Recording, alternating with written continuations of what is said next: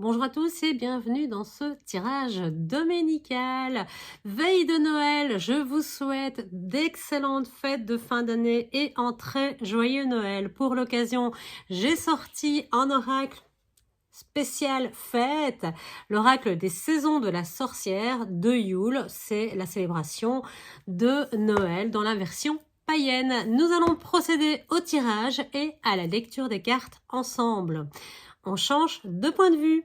C'est parti. Pour ceux qui n'ont pas encore fait leur choix, la 1, la 2, la 3, la 4 ou la 5, c'est le moment de le faire et nous découvrons ensemble vos messages. Alors, première carte pour ce dimanche, nous avons la lune froide avec son petit poème à la lune ici. Prends avec toi les moments les plus tristes, libère-moi de leur voix et nourris-moi de lumière. Eh bien, la lune froide, c'est le nom que l'on donne à la lune de décembre, et donc ça tombe à quelques jours avant son apparition, puisque la pleine lune ici aura lieu le 27 décembre. La pleine lune, c'est le moment où l'énergie est à son paroxysme. Celle de décembre, elle va se passer quelques jours après le solstice d'hiver, et elle est donc porteuse d'un message de retour à la lumière, d'éclairage sur notre vie. Elle permet de se libérer des problèmes, des parts d'ombre qu'elle met en lumière. Elle nous offre un éclairage neuf et par là de nouvelles solutions. Cette lune va également vous aider à dévoiler et mettre au grand jour vos capacités, vos ressources personnelles. On le voit avec le lien qu'elle a ici avec son loup. Et donc, elle vous propose ici de suivre la douce lumière lunaire vers le chemin du renouveau dans cette période de retour à la lumière et durant lesquelles les jours vont commencer à se rallonger. On va pouvoir s'en apercevoir assez rapidement courant janvier. Carte numéro 2 pour cette semaine. La contemplation. Alors, que nous dit-elle? Elle inspire le calme de tout ce qui est, exhalant tout ce qui n'est pas, venu du fin fond du commencement des profondeurs des abysses. C'est là que j'inspire profondément pour que les réponses se dévoilent. La contemplation. Effectivement, durant cette partie de l'année plus froide et plus sombre, nous sommes plus souvent chez nous. C'est un moment qui est propice à l'introspection, mais également à la contemplation. La méditation et la réflexion, le questionnement sur nous, sur nos rêves, sur notre vie en général, sont des aspects qui peuvent prendre plus de place et auxquels vous êtes invités ici. Quels sont vos progrès? Allez-vous dans la bonne direction? Où devez-vous prendre un tournant? Qu'est-ce que sont vos succès? Quels sont vos regrets? Regardez-les, soyez fiers de vos accomplissements, de vos réussites, mais également d'avoir réussi à dépasser vos difficultés. La contemplation, elle nous ouvre les yeux sur ce qui est bon et sur ce qui doit être réajusté de façon à améliorer notre vie, à prendre le tournant nécessaire, à changer le cap si besoin est. Pourquoi ne pas réaliser finalement le petit rituel de fin et de début d'année qui a été proposé sur la chaîne YouTube la semaine dernière, de façon à pouvoir clôturer tout ce qui doit l'être grâce à cette carte de la contemplation qui vous invite à prendre un moment pour réfléchir à tout cela. Carte numéro 3, la famille. Ton amour se manifeste par ta présence, telle une douce étoile qui réchauffe le cœur et étreint l'âme. Les fêtes, c'est un moment parfait pour rentrer chez soi avec ses proches. Que ceci soit finalement de notre famille de sang ou de notre famille d'âme, que ce soit des amis, se retrouver ensemble, se remémorer les merveilleux moments du passé, nos fous rires, nos joies, nos bonheurs, tout ce qu'on a vécu ensemble finalement.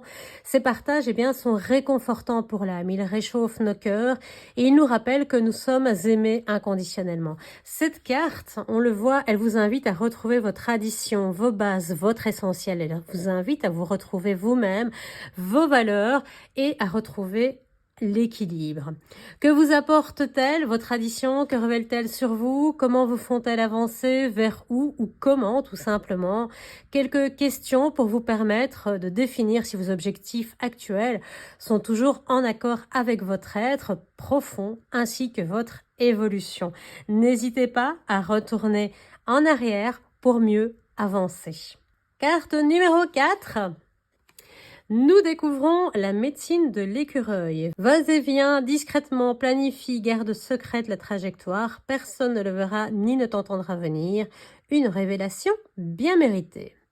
Alors, les adorables petites boules de poils, ces petits écureuils qui sont connus pour leur côté prévoyant et leur préparation rigoureuse à passer l'hiver, avec tout ce dont ils ont besoin pour tenir le coup. Eh bien, ici, tel cet écureuil, vous êtes invités à préparer votre avenir, votre futur proche.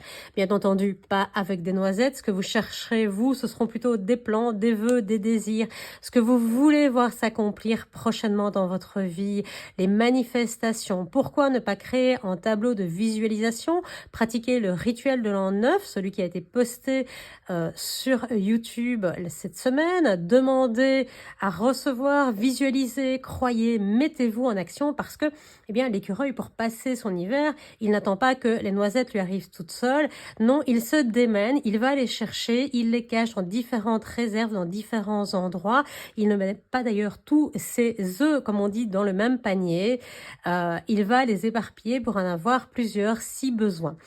Et l'écureuil, il se démène. Pour ça, bien de votre côté, on vous demande également de vous bouger, j'ai envie de dire, pour obtenir la concrétisation de vos désirs. Car si l'univers va se charger d'une grande partie du travail, et si la source se met en action, ce n'est pas en étant dans la procrastination que vous recevrez. Préparez-vous à recevoir, soyez prêts à attraper chaque occasion qui se passe, et c'est ainsi que vous pourrez voir vos désirs prendre forme. Dernière carte, la numéro 5 pour ce dimanche, la douce nuit. Si la nuit, le monde dormait dans sommeil profond, le silence en serait assourdissant, il n'y aurait aucun son du tout, tout n'aurait aucun son.